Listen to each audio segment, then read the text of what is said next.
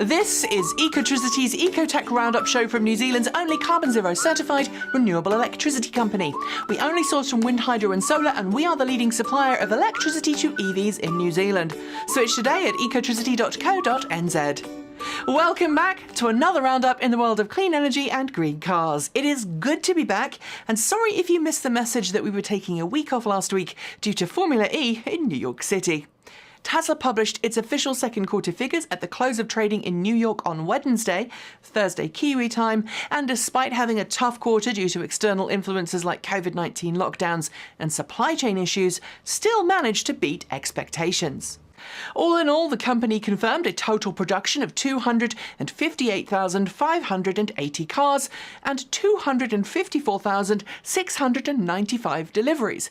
That's down on Q1, but a year-on-year increase of 25%. Total revenues sat at $16.9 billion, up 41.6% from the same period last year, and $400 million more than Wall Street predicted. Adjusted earnings per share sat at $2.27, 46 cents more than Wall Street expected. Tesla stock has enjoyed more than 11% surge as a consequence. We'll cover some more from the Q2 call later in the show. Porsche has quietly announced some important hardware and software tweaks coming to the Taycan family that will make them even better. The hardware tweaks, all of which will come with 2023 model year Taycan and Taycan Cross Turismo models, are not anything to get super excited about, but new software updates are more significant. In addition to user interface tweaks, wireless Android Auto and better charge station filtering on route planning, Porsche's latest software includes de-energizing the front motor on dual motor models in both normal and range mode, improving efficiency, as well as a faster, more responsive precondition mode designed to allow for even higher rapid charging speeds. Existing cars will get these features via an upcoming over-the-air update. Responsible for steering Volkswagen away from the cheating days of the Dieselgate scandal and towards a greener future, Dr. Herbert Diess has overseen Volkswagen's rebranding as one of the most pro-EV legacy automakers out there. But Diess's time at the top hasn't been without its problems, and for some time many of Volkswagen's older board members, not to mention members of Volkswagen's Works Council, have been looking for a reason to get rid of him. They've apparently just succeeded, with Diess surprisingly announcing on Friday that he would be stepping down as brand CEO, quote-unquote, by mutual agreement at the end of August. In his place, Porsche brand boss Oliver Blume, who said in a statement that, quote, "My focus will be on the customer's brands and products," end quote, will take the reins. Let's hope that that includes a great deal of EV products too. Ford has announced a major expansion in its battery supply chain as part of its plans to ramp up production of existing models and introduce a new SUV in Europe. Detailing new contracts with suppliers representing an additional 60 gigawatt-hours of battery cells per year, Ford says it will be able to expand production to a run rate of 600,000 vehicles by late 2023 and 2 million or more by the end of 2026. Ford is also looking to diversify its battery portfolio, with lithium iron phosphate battery packs due to be used in some Mustang Mach E's from next year onwards and F-150 Lightnings from 2024 onwards. Its contracted suppliers now include LG Energy Solutions, SK On, and for the new LFP packs, Cattle, which Ford says will produce cell-to-pack designs for Mach E and F-150 Lightnings. It is no secret that the automotive market is pretty wild right now, with very few new cars available to buy, and that's made the price of used cars soar to unbelievable highs. This week, a new study from iSeeCars.com shows that while the fastest new selling cars on the market in June were ICE vehicles, with the Subaru Crosstrek leading the pack, plug-in cars absolutely dominate the charts of quickest selling used cars. In top place, the Tesla Model Y, taking just 24.9 days on average to sell, followed by the Toyota Prius Prime at 25.1 days and the Ford Mustang Mach E at 26.8 days. Toyota Prius, Tesla Model 3 and Tesla Model X occupy 5th through 7th places, and it just shows how much in demand plug-in cars are right now.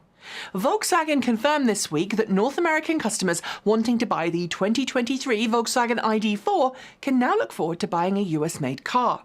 A new entry-level model will be made stateside at Volkswagen's Chattanooga facility with a 62 kilowatt-hour battery pack and presumably lower sticker price.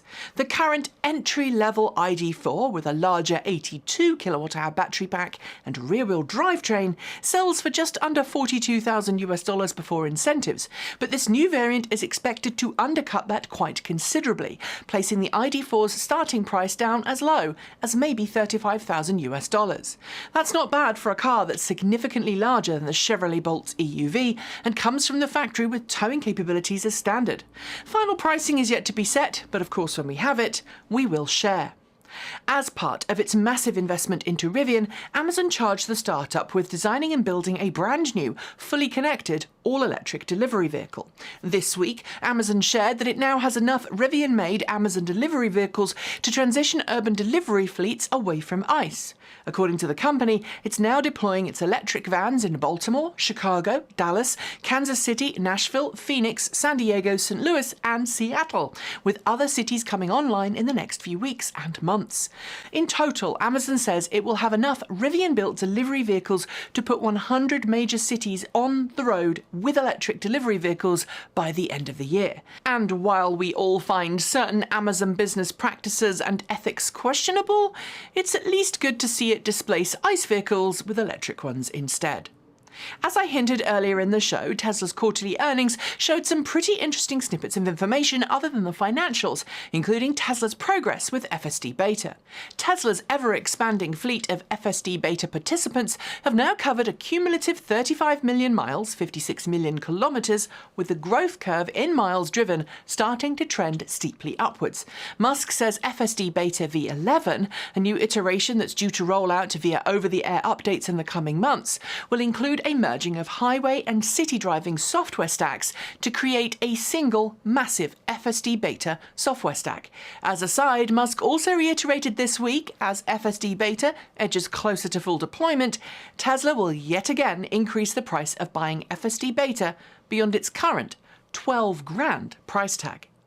J.D. Power's range of automotive surveys are often quite controversial in the EV world, partly because they don't always portray Tesla and other EVs in a positive light, and partly because of the way its surveys are carried out. Its latest, the 2022 Automotive Performance, Execution and Layout Study, APEAL, spelled incorrectly for short, places the Mercedes-Benz EQS electric sedan and Kia EV6 atop the large premium car and compact SUV categories respectively. However, J.D. Power notes that overall plug-in hybrid and hybrid vehicles perform the worst when it comes to owner's attachment and level of excitement at driving, as do most battery electric vehicles. Tesla, included for the first time in the survey, was penalised because of some technicalities relating to it not giving J.D. Power access to customer data in some markets. Had that not been the case, I do think this would have been a very different survey indeed. Most modern cars on the market today have some kind of cellular connection in them so that their respective makers can offer customers remote telematics, app integrations and more. Those services usually come with some pretty strict rules about privacy. But how would you feel about allowing your automaker to monitor your every move in exchange for a significant discount on your new car price? Well, that's exactly what Cadillac is doing. In order to better understand its customers, the automaker is asking select Lyric EV owners to sign a non-disclosure agreement to allow General Motors to monitor their car use and charging in real time. In exchange, customers are reportedly getting a $5,500 discount off MSRP. Depending on how you feel about surveillance, it could be a way to a cheaper car. Before we get to the last two stories, a quick question. If you are in the market for a new car, have you yet checked out our buyer's guide over at ecotricity.co.nz? It's packed with all the information you need to pick a car that's right for you and includes plenty of details about incentives you can get in New Zealand, charging providers you can sign up with, and of course, how to get charging at home. So follow the link below and start your journey to cleaner transport today.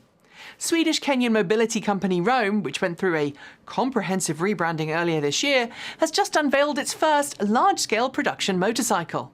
While the company has been making electric motorcycles for use in Africa, the Roam Air, unveiled midweek, is its first global model. Built with simplicity and function in mind, it's not the fastest ride out there, with a top speed of just 90 kilometers per hour or 55 miles per hour. But with a choice of 1 or 2 removable battery packs and a starting price from as low as $1,500 US, this motorcycle, if it delivers on its promises, could be super revolutionary. I've been closely watching what Roam has been doing for some time, and honestly, I'm seriously considering buying one myself, even with a limited top speed.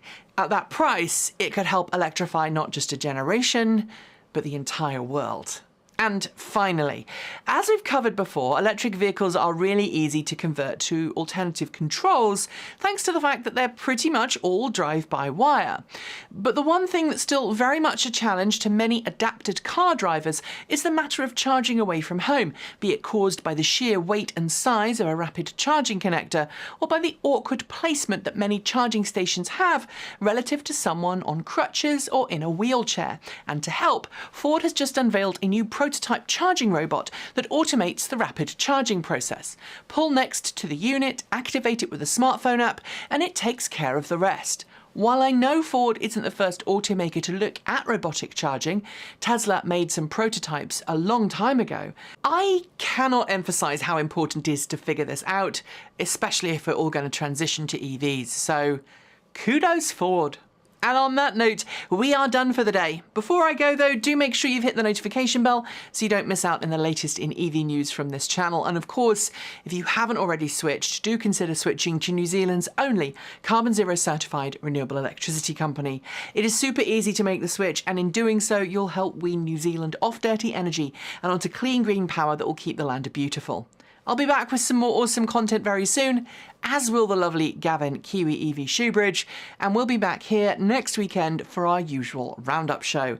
Enjoy the rest of your day. I'm Nikki Gordon Bloomfield. Kekite. See you next time.